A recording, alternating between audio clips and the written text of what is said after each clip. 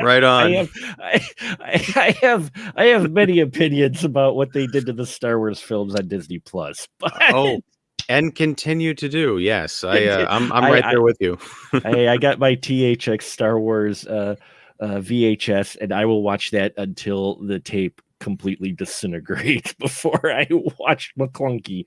And Do it. yes, Do a digital transfer first before the VHS runs out. You never I've got know. to. Yeah, Okay. I've got to. Yeah. Hello, everyone. Welcome once again to the spoiler room. Mark the Movie Man here, and I'm here with Mr. Ian Simmons. And yes, thank you for venturing down the stairs, pulling up a chair, and joining us as we continue with I Am the Law month here in the spoiler room. And yes, we've hit the peak, the pinnacle, Ian, of I Am the Law month with the film. Where that came from, sir. How are you doing? I'm doing great, and I wonder how the hell you pull that off, because you did the perfect Stallone sideways mouth when you do that. When I watch him do that in the movies, I'm like, does that hurt? Because that's not natural. My jaw's a little loose. It always has been, so I think I could just do it that way. Stallone yeah. is a living, spitting image caricature puppet. It's crazy. It is crazy. How he could do that. It just transform his expressions. He's very full of expressions. A very theatrical actor in many ways, because he's always acting with his face quite a bit. I think when Which he gets is why, emotional. right? Which is why they couldn't have him in the helmet for 70% of this movie. Which is hilarious, because it's completely opposite from my understanding. I didn't read much of the Judge Dredd comic, but that's like completely opposite of the way his character was. His character was, Mandalorian stole from Judge Dredd. Oh, burn! No, where Hey, Mandalorian stole from Star Wars first. And Twitter stole Gina Carano from Mandalorian. But anyway. Hashtag justice for Gina. No, all right. Anyway, yes, Judge Dredd 1995. Oh man. And the plot, you were right about when you were describing it. When you mentioned last week, you were talking about the plot to Demolition Man. Watching it again, it's been so many years since I watched Judge Dredd. Holy balls, is this similar in so many ways. But sir, if you wouldn't mind, could you try to give the synopsis of Judge Dredd 1995, Mr. Stallone? All right. It's the future. Everything's terrible. There's been, I think it's mostly due to climate change. I think there's a nuclear war scenario. No, there was a war. Was there? Well, it depends on whose dialogue you listen to.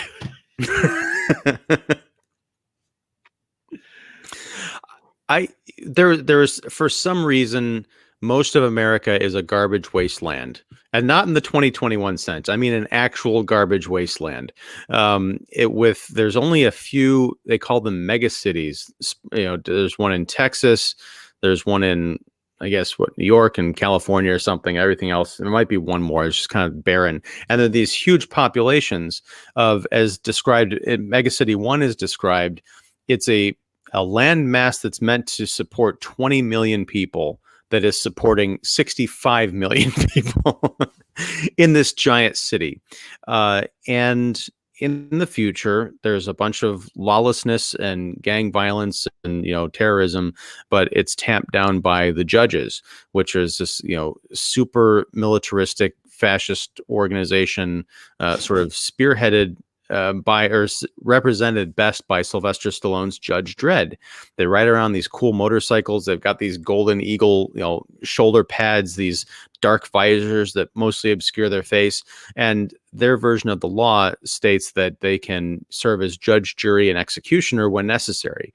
Now, a lot of the times for like traffic infractions, they'll go and say, you went 5 miles over the speed limit, 500 credits, or like 6 months to the slammer. But sometimes when you shoot and kill another judge, you get summary execution. Judge Dredd falls victim to not mistaken identity. It's like a conspiracy to plant him as the murderer of a journalist who is uncovering a conspiracy within the justice system. So Judge Dredd gets sent to Aspen, It's like Yeah. the Aspen Penal Colony, I think it's Yep. called. Yeah, the Aspen Penal Colony. Yep. Meanwhile, back in Mega City 1, powerful forces are moving in on Max von Sydow. I almost said Klaus von Bülow, who was the guy who murdered his wife back in the 80s. That's not right. Wrong guy. At least we hope so. Yeah. Max von Sydow, beloved actor. He was sort of the head of the justice system and Judge Dredd's mentor. He gets pushed out by this conspiracy, and Judge Dredd's brother, his genetically created brother, they were both made in test tubes back as a failed experiment to create the perfect superhumans. I mean, the Hitlerian Nazi references are all over the place in this movie, like the perfect race of superhumans. But this guy gets out.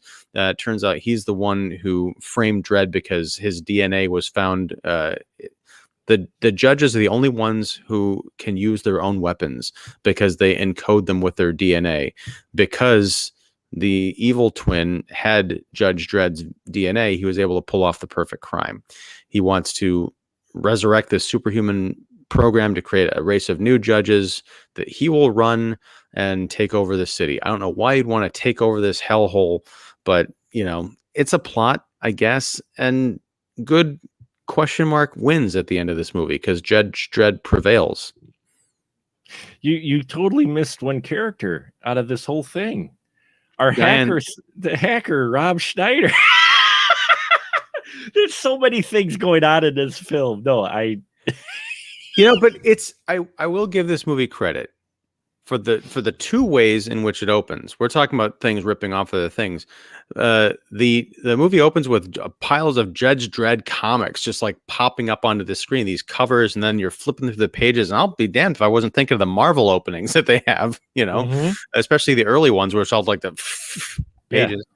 But then you've got Rob Schneider, who is our way into this mega city reality, which I had forgotten because I haven't seen this movie in forever.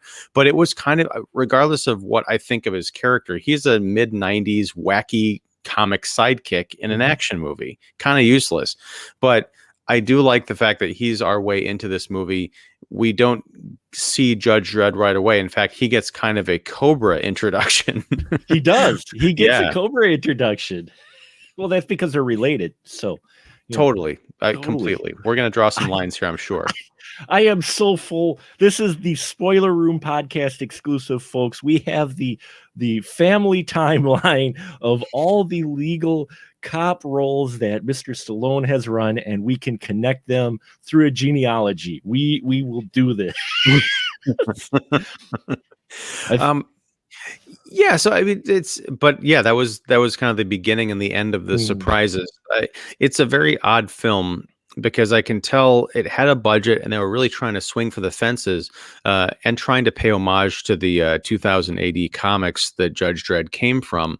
But I think waiting another 10 or 15 years to redo Dredd when they could really put some not 90s fashion and special effects sensibilities behind it was the way to go. I'm thinking of the Carl Urban version of Dredd, which I think is far superior to this. Oh, yeah. Oh, by all means. Yeah. Yeah. So it's an interesting little experiment. I didn't remember that the Judge Dredd outfit was designed by Gianni Versace. Yeah. Like, how? Why? Well, this is one of those films where you look at all the elements that are there and you're like, how do you, I mean, the talent, the casting that they got. I mean, not even just in front of the camera. I mean, they got the guy who was involved with Terminator writing it and the guy who was involved in writing Die Hard in it. Just before you're like, how you look at it going, you've got the star power here, even on the side characters. You've got this huge budget. You've got a character who would think it writes itself. And yet somehow this film misses so many marks. I find entertainment in it, but at the same time, especially watching it now, there are so many. Ian, this might surprise you. I don't know if you noticed, there are just a few plot holes in this film. Yeah, just a few. a few plot holes that You're gonna that have to enlighten me because I saw no problems with the story whatsoever, sir. I watched this with honorable son number one, and during the movie, and it was only like a 90-minute movie, I heard many a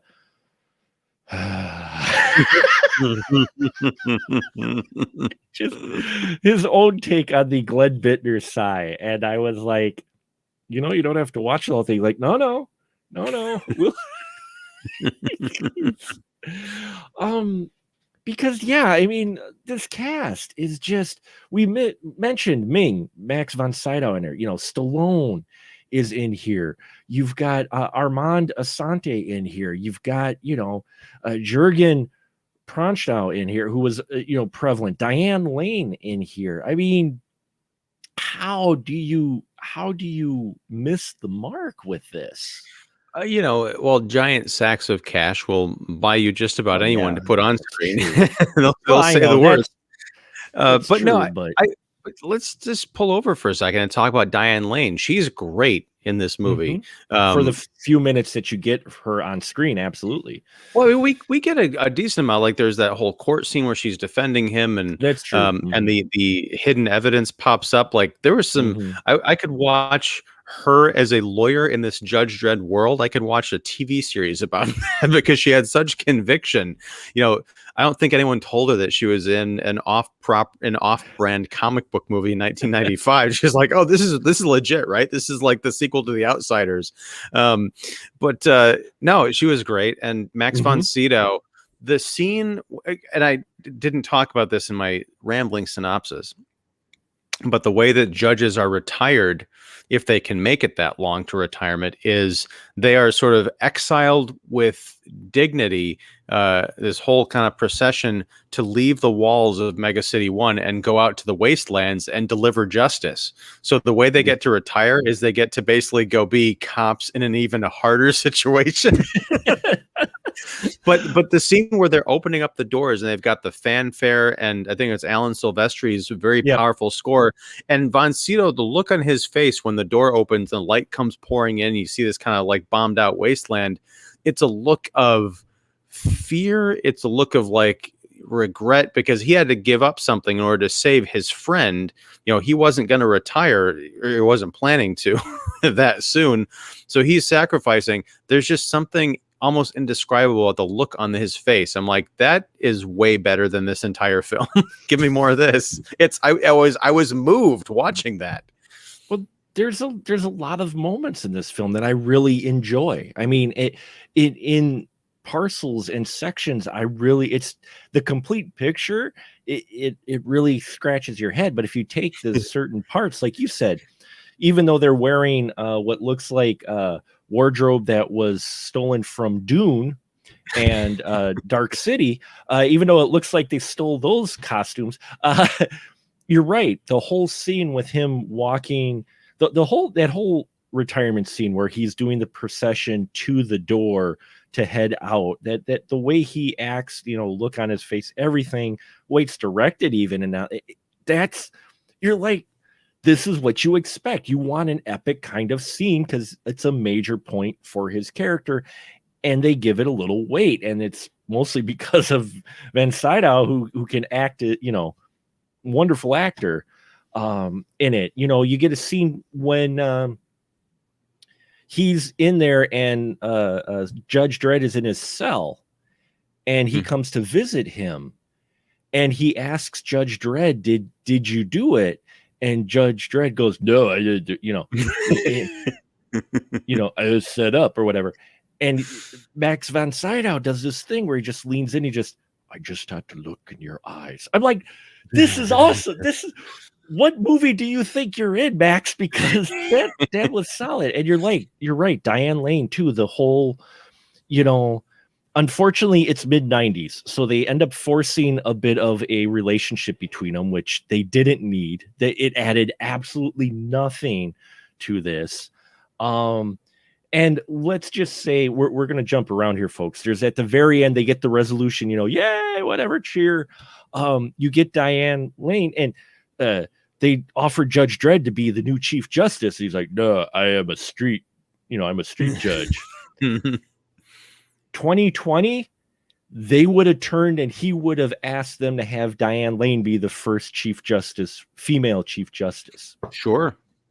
Yeah. And it would have worked for her character. You would believe it. You would want that with how well her character was. Like you said, in that judge scene where she defended him, that was wonderful. I loved her performance in that, her character. Well, and this movie is, I think you're right about the chief judge bit, but I mean, they did have on the High Council that Von Sydow was part of. They did have a woman, an older lady there. So, we kind of see this in a lot of movies we talk about, for as much as we do dip into this conversation of the 2020 lens, when we go back to movies, even in the 80s and the 90s, sometimes you do see these hints of things that are even more progressive than stuff that we're seeing today.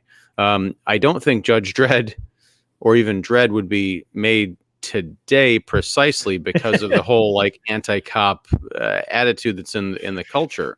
There was a lot of that permeating through when he shows up and they're talking about being scared and the use of deadly force being excessive. I'm just like, well, that's just ringing a lot true to home.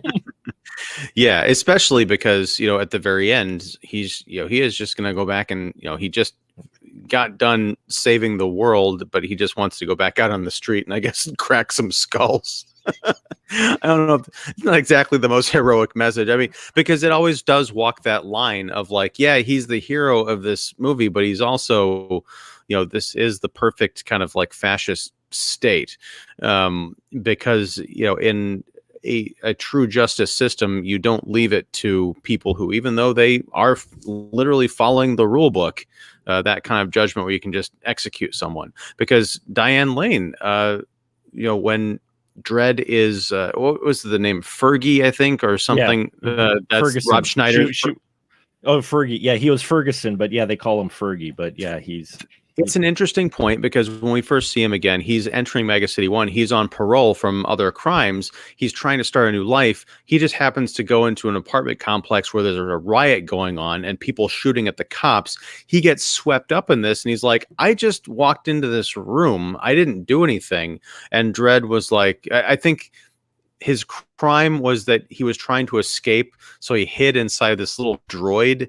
And he was busted for like impersonating or damaging a maintenance droid. But then Dredd was like, all right, you're going back to jail for 5 years. And he's like, I was trying to protect myself. What'd you want me to do? Jump out of a window? He's like, you could have. And he said, it's suicide. He's like, but that would have been suicide. And he said, well, suicide is legal. Yeah. But this whole time, Diane Lane is standing there and you can tell the look on her face. She's like, the guy's gotta have a point. You could be a little bit lenient. There is room for interpretation in the law and not just following the letter. So you get the feeling that she would have been the kind of justice you'd want to run into on the street. Whereas Judge Dredd, if you fart and there's a rule against it in that little black and gold book, your ass is grass. It's because he was genetically engineered to be the perfect lawman, and therefore there is no bending and folding of the law. Though, it's funny. I guess the Rod Schneider scene, because as we mentioned, Judge Dredd gets framed for they didn't realize that there's genetic coding on the bullets, and that's what actually is the nail in the coffin for him to get headed to Aspen, which most people would say, hey, great vacation, but no, it's an Aspen penal colony, which is not a nice place. But he's flying with Rob Schneider's character, with Fergie. And apparently what I was reading was the scene was ad-libbed, but they left it in there because it was so good. But he ad-libbed that part about, with the justice part, Mr. I am the law, and he mentioned, Judge Dredd talks about the law doesn't make mistakes. And then he just, Fergie just looks at it going, then why are you here? It's and then you can see that, to Stallone's credit, a nice bit of acting. It's not really a comedy moment. It is the moment of self-realization. It's like, wait a second, that's a great question. Yeah, but then 30 seconds later, he's got a knife at his throat because one of the other convicts comes at him. Well, yeah, because he's judge. It's like the guy, the vigilante, whoever gets put into the jail with all of the inmates he put there. So that's what you get with when you get something like that. So, I mean, I could see that with the knife. But yeah, it was a moment for his realization, because his unwavering upholding the law, no matter how minor, this blind devotion, which is what I think they're trying to go for, is this message of, you shouldn't have a blind devotion to specific things. You should question things occasionally, not to add depth to a movie like this, but I think that's what that they were maybe trying to hint at, with his character, though there really isn't much of an arc with Judge from the beginning, middle to the end. The only thing is he doesn't wear his helmet, and he kisses his Hershey, his partner, Diane Lane. He ends up kissing her at some point. And what I love, there was this one scene in here where they've escaped. There's cannibals in the wasteland, which you'll have because lack of food. Okay. So they shoot down the prison ship so that they could get some food. In all honesty, send people. That makes sense. What's his name from The Walking Dead is the head cannibal. So he's in here. Well, and the guy who played Junior, who's the younger cannibal in the group, that was actually, I didn't realize this, but thankfully Amazon has a little pop-up trivia and blew my mind. Ewan Bremner, who played Spud in Train Spotting. I thought that was his first role, but no, he was in Judge Dredd. Yeah. He was in Judge Dredd, though he may have scratched that off his. But you get this cannibal family, and they show up, and so Judge dreaded them through a series of being Judge. They eventually make their way back to the city, and we'll get to the cannibals in a minute. But where I was going with this is he ends up going to his apartment, which has been ransacked, and Hershey's there. And then they get this scene on the bed where she's talking about how Judge, his life is a lie. She's another reveal moment, which should have emotional impact. There is nothing here. And then there's supposed to be some kind of chemistry between these two while they're sitting on the bed. She's revealing this because Fergie comes in and he goes, "Oh, did I interrupt something?" And I'm like, no, you didn't. I'm like, if there was supposed to be some romantical chemistry in this scene of the reveal, there wasn't. But it felt like there was supposed to be. In Diane Lane's defense, she's trying. You can tell she's kind of getting that look, and old Sly is just like, I don't know what's going on with that. But they didn't even need. I don't know, because it was 90s. Maybe they felt the need to put some romantical. They didn't need this in here. Did some romantical thing at all between these two? Did they? Did it seem out of place almost for Judge? It did, and I think I'm not necessarily against the idea of that, but I think they should have made it into. I don't know how they would have worked it, because to your point, if he was genetically engineered to just be the perfect justice enforcer and barely human, like human in skin only, the rest of it is like you might as well be a Terminator, then there's really no point in having a love interest unless there's some way to indicate that he was transformed. He has some human emotion that was suppressed, almost like going through the academy. They had to tamp that, like going into the Marines, they have to tamp down your humanity to turn you into a killing machine. And then Diane Lane was able to draw out that humanity and then the whole struggle with his brother, so that by the end you can say, okay, he softened up a bit. I can buy them kissing, a Hershey's kiss, as it were. But nice. As it played out, and I can't knock Stallone for this because he did what he was called to do.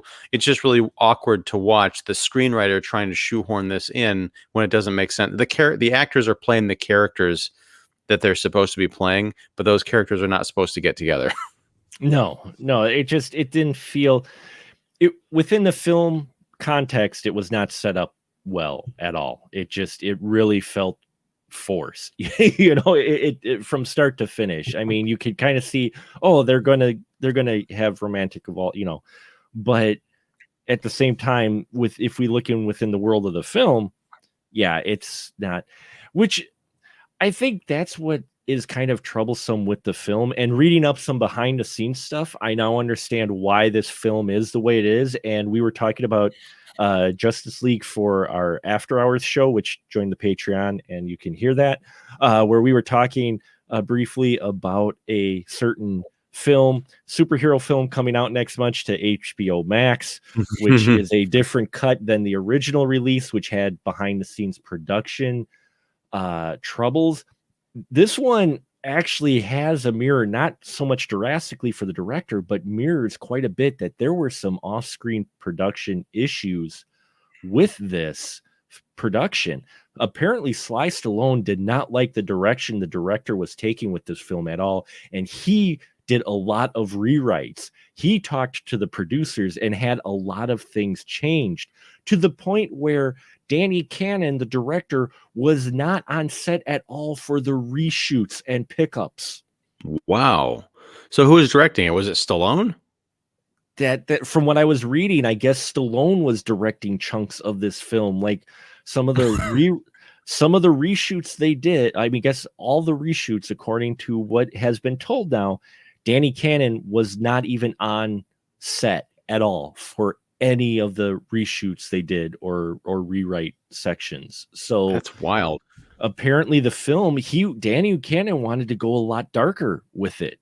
Apparently he had kind of more of an idea similar to what we got with Dredd, from what I'm reading, but it didn't fly. Just like Sylvester, get this, Sylvester recorded his soundtrack in London where they shot this. The producers didn't like it, so he went to LA and remixed the entire soundtrack and re-recorded it. It got recorded twice because the producers did it. The producers were taking big control because they were looking at big money, and it sounds like they got their fingers quite a bit into it, which this sounds familiar. With a superhero film where producers got their fingers in it. Wow. Yes, it was a tradition that was even back in 95, apparently, because from what it sounds like, everything I was reading up on it, a lot of that and Sly Stallone's ego were getting in the way, which can explain why you've got things like, okay, they're judge, jury, and executioner, the judges are. And my son brought up this exact point. Why is there the tribunal if they're judge, jury, and executioner? He's like, why do you have these the black suited soldiers if you have the judges? Why not send other He's like, the rules of the world in the film are just a mess. And I could understand the black suited troopers if the judges need reinforcements that are just there for muscle. Sure. You know, like you can have someone who's going to say, hey, this street, one judge versus a street gang of 50 people, like you're all guilty and you're all going to die, but he can't necessarily carry out that order. So it's like, send in the SWAT team. But you're right that with the tribunal, that whole idea of the court system, I mean, maybe they need something for that requires, like in the case where there's a need for forensic evidence. It's not just a street crime where it's like the judge shows up and there are clearly people just shooting up the block and they can determine who started it. Sure. But yeah, that does kind of require a different kind of a movie, a different kind of sensibility, which is why I think and I haven't watched Dredd, the Carl Urban version, in a few years, but I love that movie, partially because they deal with a lot of these problems by not addressing them. They set it all just within this one apartment complex over the course of a few hours, and it's like The Raid, but in the future. And I think that's also something you need, is a different actor in this role. Stallone had the look. He fills out the helmet and the suit nicely, but the second he opens his mouth, is like, oh yeah, this is mid-90s action movie, summer tentpole line delivery. You know, it's... Well, you'll never guess who they originally wanted for it. Was it Schwarzenegger?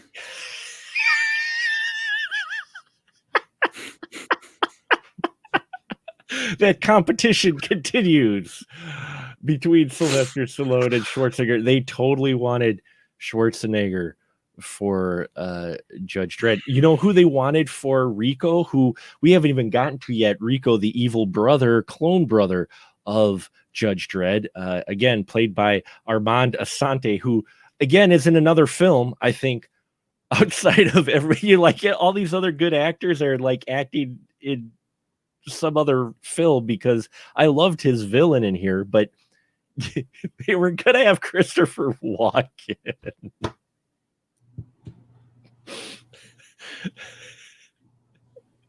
playing Sly Stallone's genetically altered twin brother. I believe that is who. Let me double check.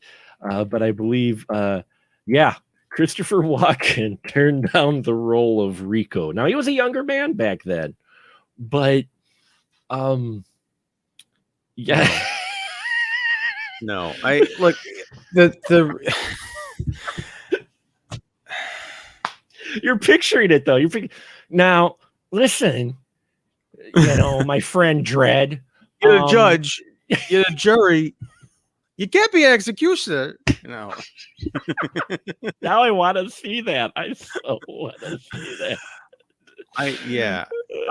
Armand Assante.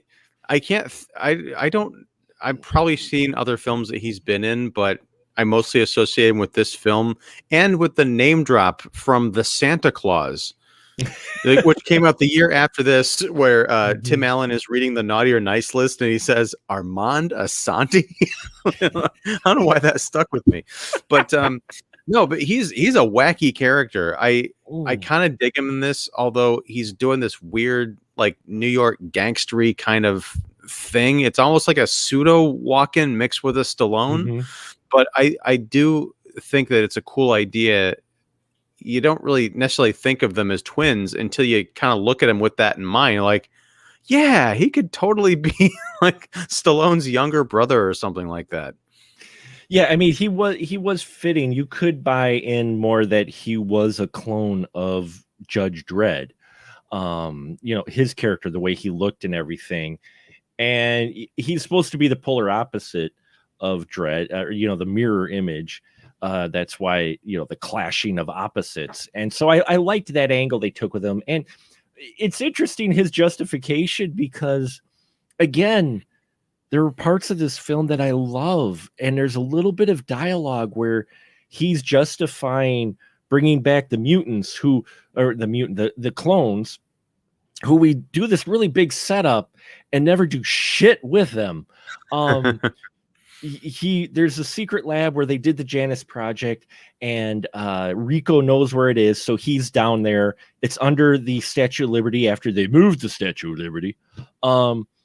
And so they go down there, and there's a big clash, and so he doesn't kill his brother. He wants to pull Dredd to his side, and so he makes his he's monologuing, but he does this great monologue about how the mistake was the Chief Justice Project was going to create genetic judges who were perfect soldiers who would listen to every order and not have any free will. He wanted to create soldiers like the judges, but have free will. And it's weird because you're listening to this, you think he's completely psychotic, but there's this just little moment of dialogue where you're like, he's got a point. He does, and it's almost like the to go back to the Hershey thing, what Diane Lane was doing. Why did I pronounce her name like that? Diane Lane. What Diane Lane was doing. Oh, hey, Alan's in the comments saying, "I am the law." Welcome, Alan. So all right, but to what you were saying earlier, how she is the kind of the voice of reason. She's willing to interpret the law rather than just follow it. Right. I don't know that these mutant clones would have had that that ability, even if they've got Armand Assante's DNA. That's what I loved, is the clones were 60% done being cooked. Mm-hmm. They looked pretty wretched even for 60%. They were like these. They looked like something out of Game of Thrones, these albino monsters, which I love that you could see their intestines like through the chest cavity. But it's another parallel to Demolition Man, where you end up in this fight that they were thawing out the previous convicts to lead in this, global or the uprising. Here you have clones in both movies. You don't get to see them in action really, except one of them pops up and you see their eyes open like, bah! I'm like, okay, and then nothing happens. Yeah, they set them up. I mean, we build up to the clones. We build up to how they took the original sample of DNA, which was pulled from Max Sydow's chief character. He's the one that originally donated his DNA because they found his to be the most stable and the most law-abiding genetic code. So they used him. So that's why Rico and Dredd are his sons, basically. And then, Rico has that sample destroyed and has them instead do his mutated DNA, which again leads you back to, if this film stayed within its law, the laws that it put, I think it would have been accepted better, because you're sitting there going, wait, his DNA mutated.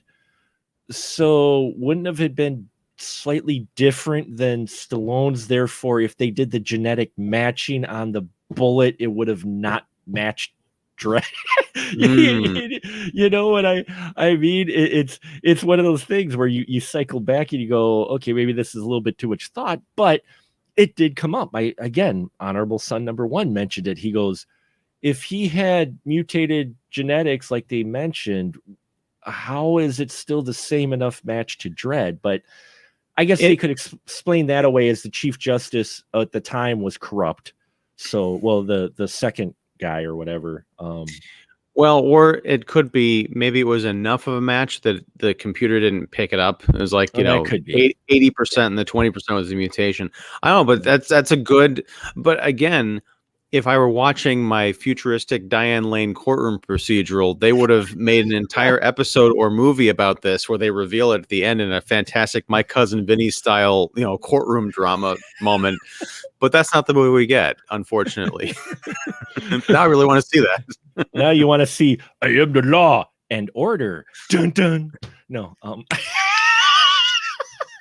Wait, we got to pull this bus over, because before I forget again, this is the perfect movie, not only for I Am the Law, but also for Cannon Fodder, because it's directed by a guy named Danny Cannon. I nearly spit out my coffee when I was watching this movie this morning, and I saw his name come up. I'm like, you got to be shitting me, Mark. You did this on purpose. I did not. I just picked the film. I totally forgot the guy's name was Cannon until after I watched the credits as well. And I was like, oh, look at that, Cannon. Huh, I'll be damned. Ah, yeah, I'll be damned. Ah, yeah, look at that. So yeah, I mean, you've got the crooked chief in here, our judge, who's Judge Griffin, who is the one that kind of set this up and is working with Rico, who at one point goes to a pawn shop named Geiger's Bazaar, which is another one of those forced references that you have in here. And let me tell you something. First of all, the references they've got, the streets are all like, oh, they're on the corner of Abbott and Costello. They're on the corner of Gracie and Burns. Mm-hmm. But George, yeah. But with the Geiger thing, okay, H.R. Geiger's name is spelled Giger. The pawn shop is spelled Gieger. On the sign. The name of the owner, Geiger, is spelled Geiger in the cast list. They don't know what the hell they're doing with this movie. They do not.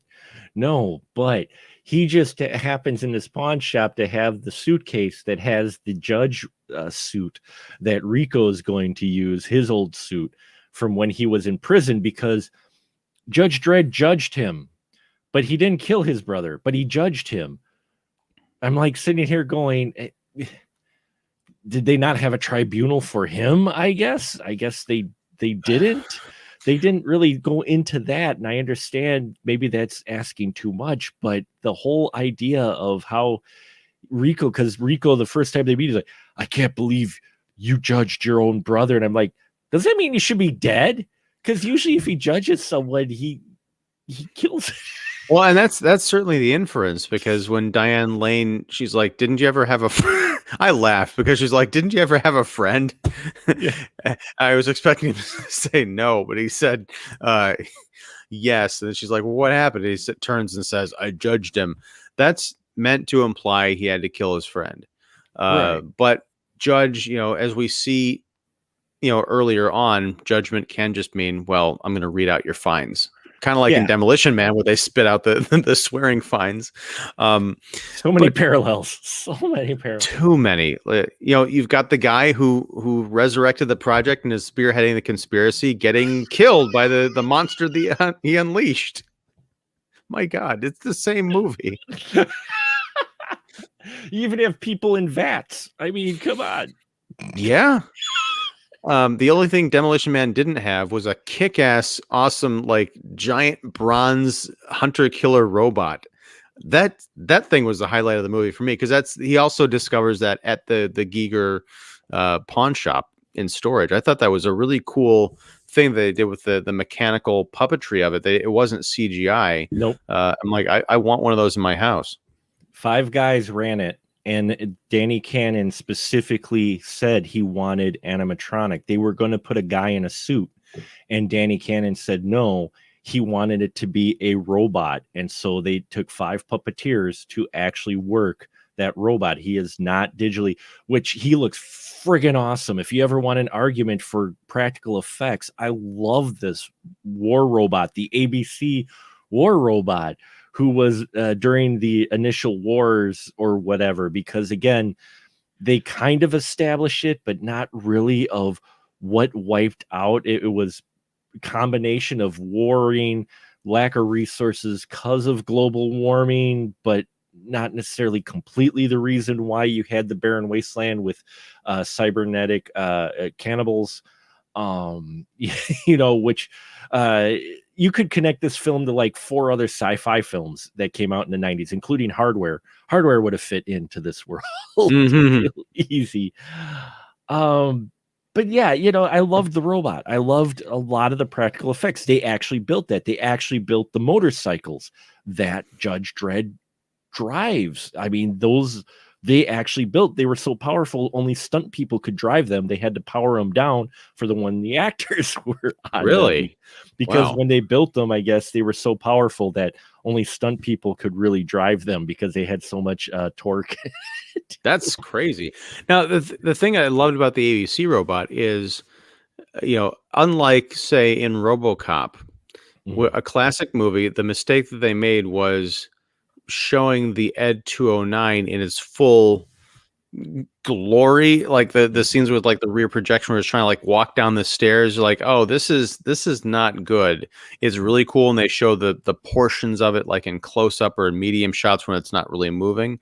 But with the ABC robot, they filmed it just right, so you could see parts of it moving and shifting. I don't think you ever get a full body shot. You get to see all the elements of its body, but they'll shoot the legs, they'll shoot the torso, they'll shoot the hands. So you imagine that you're seeing the entire thing, but you're not. So you're never breaking that illusion. You're like, wow. And it's also, you see the actors, in the shot with it, you get a sense of how huge this thing is. Like, wow, I believe that this robot could actually take my head off.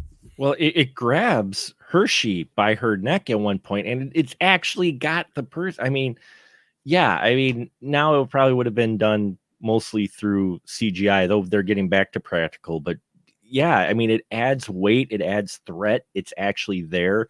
People, you could tell the actors are able to interact with it better because it's right there and it's literally a functional robot for the most part, for what it does.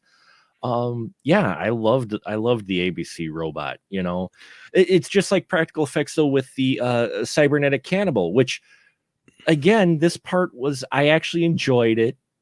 I like it's a wasteland. It made sense there would be cannibals because it was lack of resources. Okay, Mhm. and you have the famous, this famous family or whatever that with reputation. I loved the cybernetic guy. I forgot his name, but whichever angel of the Angel brothers he was. I loved him.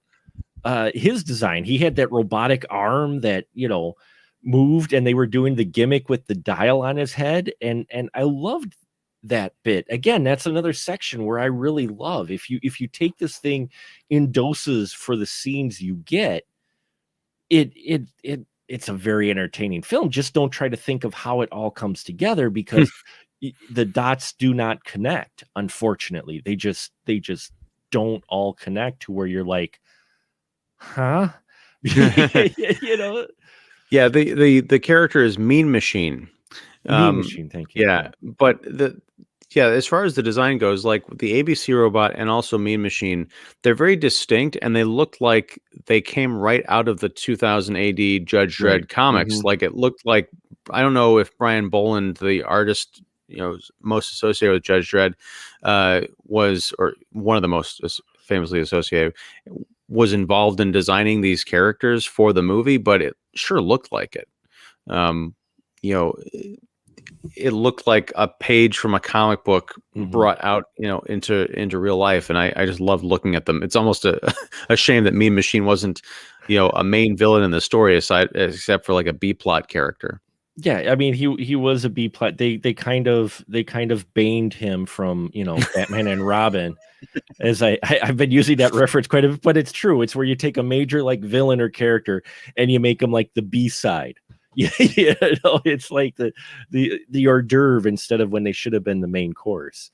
Now, speaking, nice choice of words, by the way, when discussing the cannibal family. Yes. But in this scene, I had a genuine jump moment and a feeling of, I was kind of sad, because they're fighting their way out of this, cannibal holocaust, and Max von Sydow shows up because he had done his long walk and he's out in the wasteland, but he happens upon Dredd and Fergie and saves them. It kind of like offers the final blow to rescue them, but then he gets taken out by Mean Machine with this horrible blade right through the chest. Yeah, and it's the cliche. It's the Obi-Wan Kenobi, Joseph Campbell cliche we've seen a billion times. But in here, I think it's back to Max von Sydow. It was damned effective. And I was, especially because they precede that with a Han Solo moment of, you think all is lost, and then the cowboy sweeps in and is like, woohoo, and saves them. I didn't expect him to get taken out instantaneously. Right. There was no time passed between, like, he pulls the hood down. It's like, oh my God, it's Max von Sydow. And then, oh my God, now he's dead. Yeah.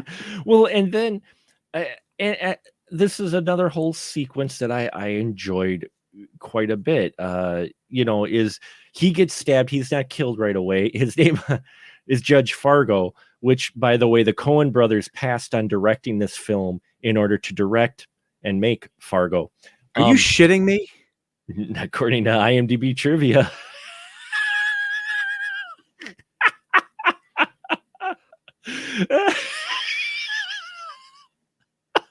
The Coen brothers Judge Dredd. Wow. That would be a whole different beast altogether. You'd have some great dialogue.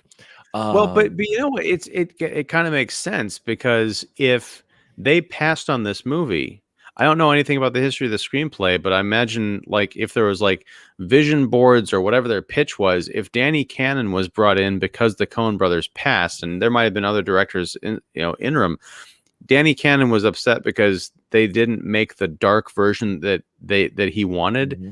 I imagine the Coen brothers version was going to be pretty damn, dark and gritty as well. Yeah. Man, I would love to visit that parallel universe where I could go see the Academy Award-winning Judge Dredd, directed by the Coen brothers and starring Arnold Schwarzenegger and Christopher Walken. Dad, I want to see this movie. That's a movie okay, and sure. And also, two Batman villains. You got Max Schreck and Mr. Freeze. You do. You got two Batman villains there, so you pull in that crowd. But, man, yeah, but you get that part where you find out that Judge Fargo, Max von Sydow's character, isn't innocent. He was part of this genetic program. And as he's dying, after he saved Judge Dredd, he basically rips Judge Dredd's world apart, saying, yeah, I'm not such a great guy. We did do the eugenics type of thing going on. Yeah, you know, and then he dies. And then you get that wonderful, this whole section with the cannibals and him. I'm wondering if that part was originally parts that Danny Cannon came up with the writers, and they left it in, because this is darker than, because you get that epic comic book scene, which you expect scenes like this, to where he gets told this, Judge Fargo dies, and then he looks up and just so happens to have a statue of justice, of the justice, the weights in this cannibal hideout, which, yes, it's cheesy, cliche, and set up and move, you know, there for the purpose of epic, you know, whatever. But I love that scene. I love the cheesiness of that. There's cheesiness in this film that I really love. It's just that it never seems to quite tell where it wants to go with this. Yeah. You know, do you want to do the cheesy action? Do you want the darker, serious Dredd stuff from the comics? Do you know, it tries to do almost too much in this film, and falls short, I think, in every aspect in that way. And it also makes the deadly decision in the climax to remind audiences of a much better version of what they're watching, which is Blade Runner. You know, we mentioned the Statue of Liberty, which is directly above this genetic, you know, the plant where they're resurrecting everything. Rico and, Joe Dredd. This guy's name is Joseph Dredd. Yeah. Rico and Joe Dredd are fighting it out in the kind of the broken visage of the Statue of Liberty. It's raining and they're fighting each other. So you've got the kind of the two genetically altered kind of clone guys, one who just found out that he's, you know, not really human, and the other one who wants to be more than what he was assigned at birth. Wow. It's raining. The hero falls and is hanging on to a ledge by both hands and like looking up. Like, it's the exact same shot of Harrison Ford, like clinging on for dear life. I don't know how someone didn't get sued for this. But I was like, come on, guys, you're kind of better than this, but kind of not. Well, the whole climax with that thing too is they're fighting, and of course they take it to the top of the Statue of Liberty. The fight gets just taken to the top of the Statue of Liberty, and of course Rico's there fighting with Judge Dredd, and we get the gun, and yes, it circles back to the same gun that framed Judge, you know, and he tries to shoot him, but it's out of lethal rounds because these guns talk to you and they have various different types of ammunition, whatever you tell it to. So he tells it flare gun and he shoots a flare. Now, I'm a villain. I have the guy on the ropes. I'm about to push my enemy, the good guy, off. He's going to slip. Mm-hmm. I'm going to take a moment to look back at the flare for whatever reason.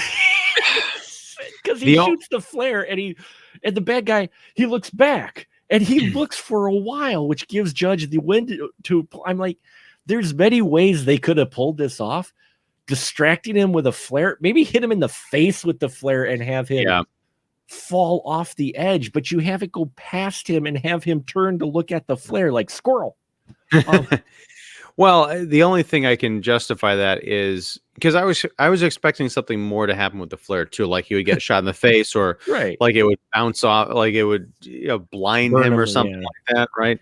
But I can kind of understand that because anything coming out of a gun that's pointed at or near your head, you're going to pay attention to. So that's true, I guess. But I just thought it was a weird death. It was almost like the reverse Hans Gruber when he's flying through the air down to the city. Like, you just see him from the back. Like, you don't get that satisfaction of like seeing his like confused, sad face as he plunges down to his demise. Yeah, it's that whole thing. Like, and I wonder now that you're talking about Danny Cannon not being involved in the reshoots, I wonder if that whole Blade Runner sequence was Sly saying, "Hey, I saw this really cool movie like 8 years ago. Where did we do that? It was great. No one's gonna remember that stupid Blade Runner."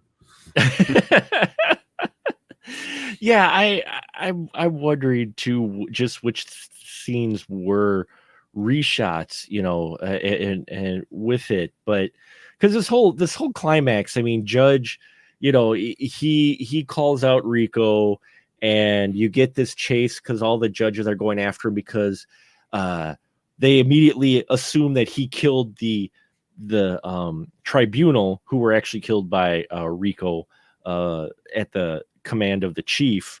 So they do this chase where apparently they have signs that will kill people. The electronic signs during the chase. Oh, Remember, right, with the yeah. cars? Mhm. But so you've got our heroes, and you've got Fergie and Hershey. They go with him, and they go down to the lab. And just as they just open the lab, the robot's there, and he shoots them. And I swear he shoots Fergie a lot more than I thought he did. But there's like 80 bullets that get shot from this machine gun to Fergie, but he only gets hit in the gut. So it's a gut shot. So it's going to take a long while. Meanwhile, Hershey gets into this fight with this female doctor who becomes Rico's doctor, evil doctor ally. They have a better fight than Rico and Judge Dredd. I loved the fight between between Diane Lane, and then I want to get the other actress's name proper. I'll have to look it up for just a moment. Oh, Joan Chen, because she plays Elsa, the doctor, the evil doctor geneticist. Her and Diane Lane have a better fight in this film. They do. However, a consequence of that fight is that Diane Lane is forced to deliver the most embarrassing line, I think, possibly of her career. And she was in the movie Jack. Anyway, there's fighting, and the Asian assassin lady, Joan Chen, calls her a bitch. And Diane Lane says, "Judge, bitch." I loved it. But yeah, it's Diane Lane when she says it's "Judge, bitch." And but those two, she could have at least just said, "That's Judge, bitch, bitch." I could see that, yeah. Judge, bitch. But again, we get this side thing that's not supposed to, involving the main character, but these two characters, their fight is more intriguing to me than the Rico Dredd fight. It's more brutal. These two ladies go at it. It's a wonderfully choreographed sequence that we get interspersed with the fight between the two guys. And I'm like, that I want to see more of because those two were actually fighting like they wanted to kill each other. Which again, you could have as, the end of one of those great courtroom drama episodes with Diane Lane playing the future attorney. Oh, in my series, she gets in a fight with, there you go. Like, I object. And then they start clawing each other's eyes out. And Rob Schneider's character gets to have a hero moment. He's been comedy sidekick throughout most of the film. And then he does get a hero moment to where he actually takes out the ABC droid by ripping out his wires, which I was hoping more he would have hacked him, but because they play up him as being a hacker, but we don't get a lot of that because it would have taken screen time away from Stallone. What? Well, no, I think you're reading too much into it. Rob Schneider is a hack. And so that's why it was method. No, sorry. No offense to Rob Schneider. Yeah, no offense to Rob. You're a hack. No offense. Okay, all offense to Rob Schneider. I'll stand by my statement. No, but to that point, I mean, yeah, it would have been cool if they had, maybe he'd forced him to talk in Rob Schneider's voice or something like that. But it's interesting going back to what you were saying about when they first get in there and the ABC droid shoots everybody or shoots at everybody, and Rob Schneider, yeah, he takes a lot of lead. I don't, this whole like, oh, it's one little gut shot, no way. But then later on, a few minutes later, he's up on top of this thing, like he's got his fingers in the back of its head, like doing like hot wiring it. I'm like, dude, you are bleeding out of the gut. I've seen Reservoir Dogs. You are not doing this. It's a superhero movie, though. So, but he's not a superhero. He's the exact opposite of a genetic superhuman. It's Rob Schneider. He's Rob Schneider. He's not even Fergie in this. He's just Rob Schneider. He's not even Fergie from the Black Eyed Peas in this movie. No, sorry. He's not. Wow, he is definitely not that Fergie. His milkshake brings nobody to the yard. Sorry. No, he doesn't have a milkshake. He has a thimble. But what? He's built like a stick. Anyway, I'm thinking about Rob Schneider's thimble, and I just kind of don't want to. I blame myself for bringing this up. You brought it up. You mentioned it. I mean, you're a judge, jury, and executioner for my awful mind. I am judge, jury, and executioner for that. In its parts, I think this film is fine. I enjoy it for its parts, its scenes, its sequences. Just, it's one of those films where I think if you start trying to piece it together like a full, like what we watched, and then what it came out just 2 years prior to this, Demolition Man, you could compare the two and see one way is the way to really do it right, and one is not. All the elements are there in Dredd, but from what I read, and it makes a lot of sense, and you see it on screen, the behind the scenes production stuff, I think, really shows. The producers, I think, were afraid of releasing a darker film that Danny Cannon wanted.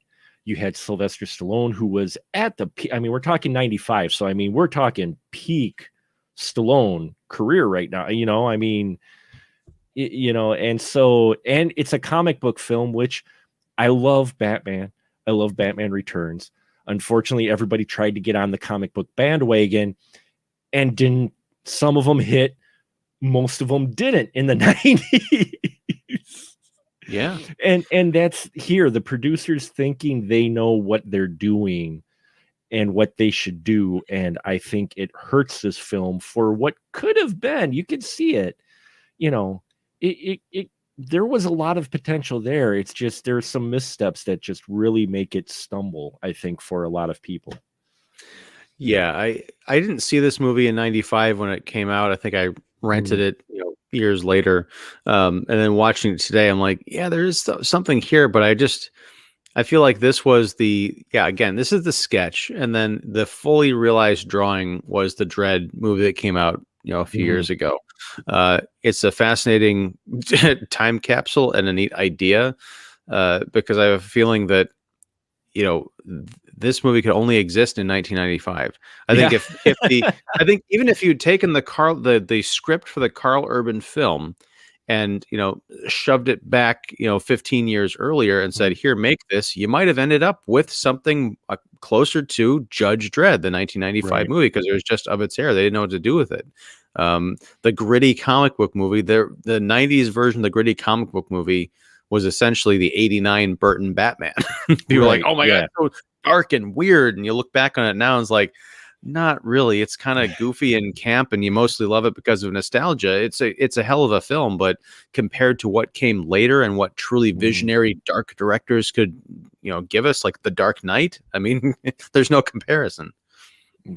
Well, I still will always love 89 Batman, but Dark Knight is really good. Don't get me wrong. Right, but what I'm saying is, like, the idea of like, oh, it's such a dark movie. I'm like, well, let me show you this. they're both great films in their own right, but in terms of, just the idea of what you could achieve with a comic book movie, people weren't quite there yet in the mid 90s.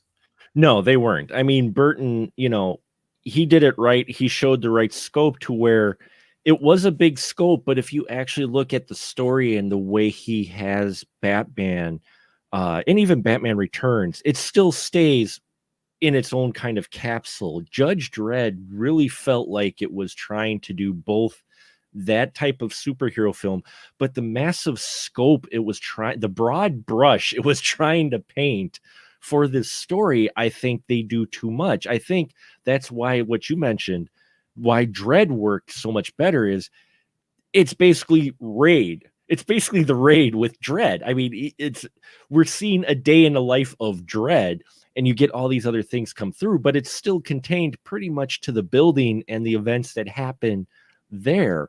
Whereas here, we've got multiple locations, a huge cast, massive scope, and I think if they would have whittled it down to kind of even Burton Batman-esque, to where it's just within a few, downtown, that, where you don't need to go to the wasteland. You mentioned the wasteland. You don't necessarily need to take the movie out there. That's almost a whole nother movie right there, especially if 90 minutes.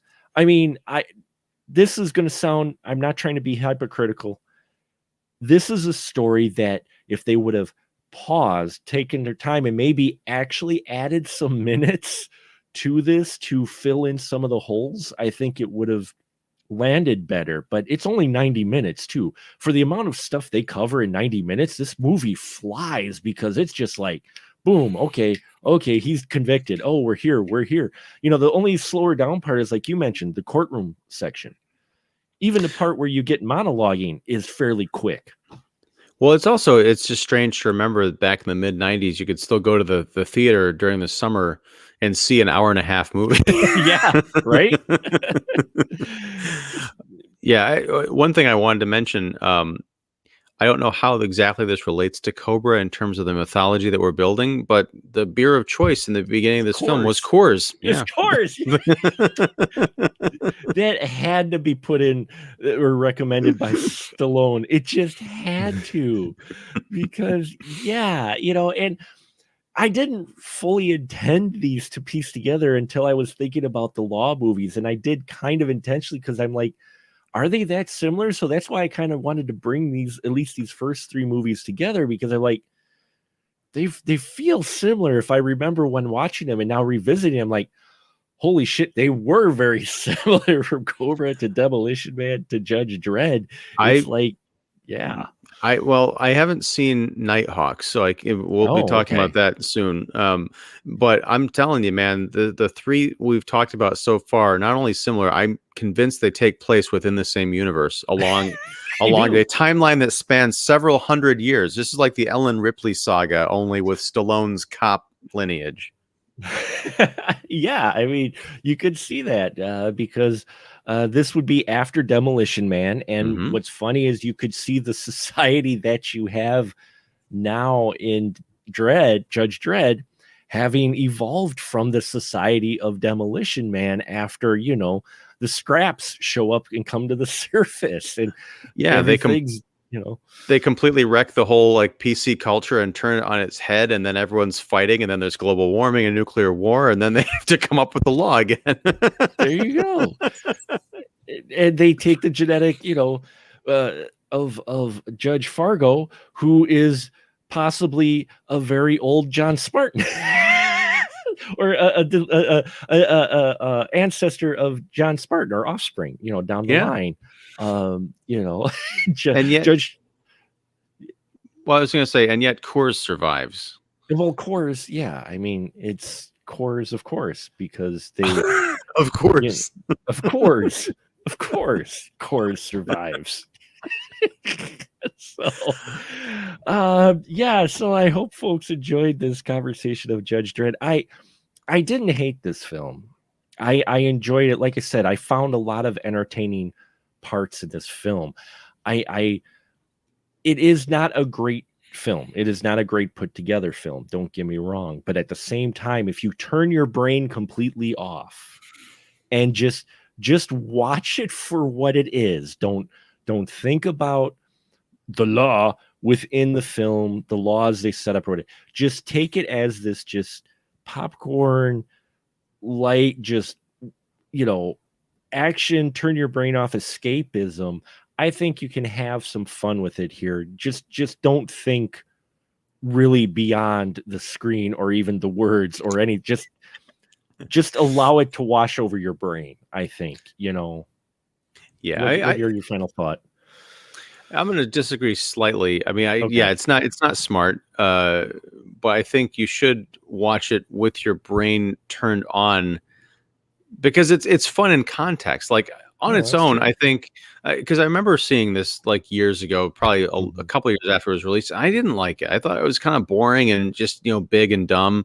But now because we've had a couple of decades of different kinds of the evolution of comic book movies, it's fascinating to put it in its place and see where it's come from, and then compare it to something like Dredd. You're like, oh, okay, they planted some seeds here and they really improved upon it. So there's a lot to learn from this movie. But if you're just thinking about it on its own, like, yeah, I'm going to pop in Judge Dredd. No, you're not thinking that. You're going to pop in Dredd or The Raid and and watch it.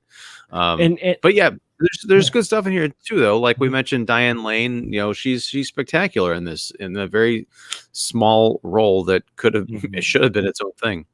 It really should have been. And we've mentioned it before with our other comic book films of the 90s that we've happened to touch over the years on the show. Um, you needed a feeling out because I fully think a lot of films, even Judge Dredd, if you look at some elements in Judge Dredd, you can see where, as you mentioned, it planted seeds, it influenced people to where they took the good parts from it that they enjoyed and the things that done right, and they expanded on it for later comic book films down the road, either concepts or imagery or scenes or however things were handled. You needed this feeling out period. That's why there were more misses than hits during the 90s in the comic book films. But at the same time, you needed those misses so that you would get the really good comic book films that we now get for the most part. Depending on what property you love. Either way, the fact we're getting these superhero films now and they're being presented the way they are, you needed that in the 90s, I think, in order to get to that point, to get to the Dark Knight, to get to your MCU Iron Man, to get to these other superhero films and comic book films, you needed your Judge Dredds, you needed your Dolph Lundgren Punisher, you needed your, let's face it, perfect double feature, Masters of the Universe and Judge Dredd. Those two, that's a double feature right there. Just escape. If you are having a shitty day, if you're having a shitty day and you need a place to escape, do the double feature of Cannon's Masters of the Universe starring Dolph Lundgren and Judge Dredd with Sylvester Stallone. Guaranteed to turn your brain off within a half hour. Look, you just speaking of planting seeds, who would have been perfect for Judge Dredd is Dolph Lundgren.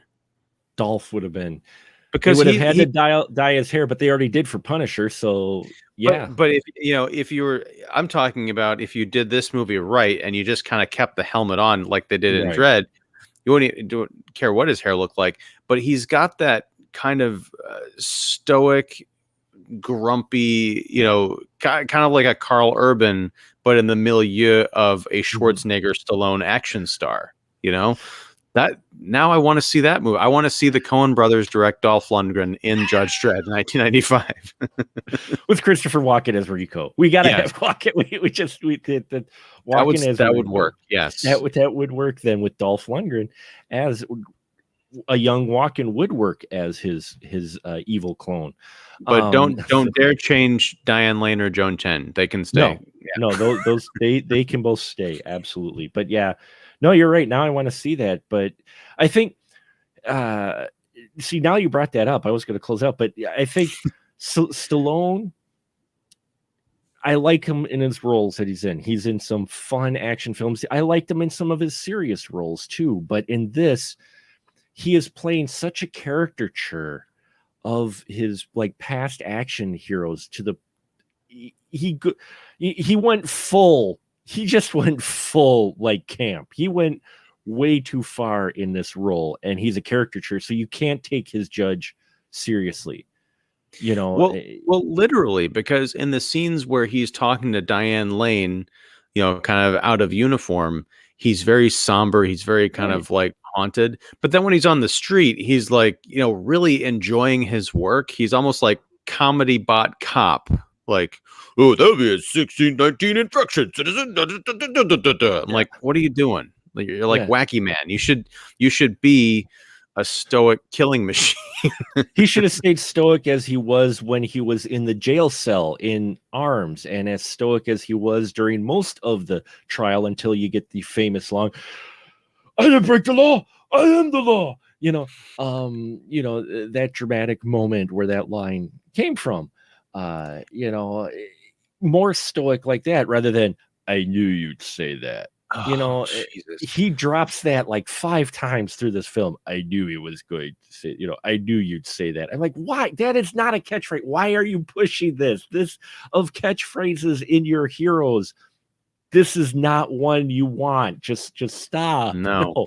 But you brought up a great point. What if he had been this, stoic kind of, stick in the mud, but then during that trial when he's getting sentenced, that kind of breaks his programming because he feels betrayed by the system, and that's when he has the outburst, and then they realize, oh my God, he's a human being after all. Right. Yeah. I mean, they could have set it up like that, and who knows, maybe that was Danny Cannon's original intention, but it got changed by producers and Stallone, who to this day I'm still imagining how he was practicing that line. Again, don't get me wrong, I like many things, but "I am the law. I am the law. I am the law. No, I am the law." Which of the 4 letters do we put the emphasis on?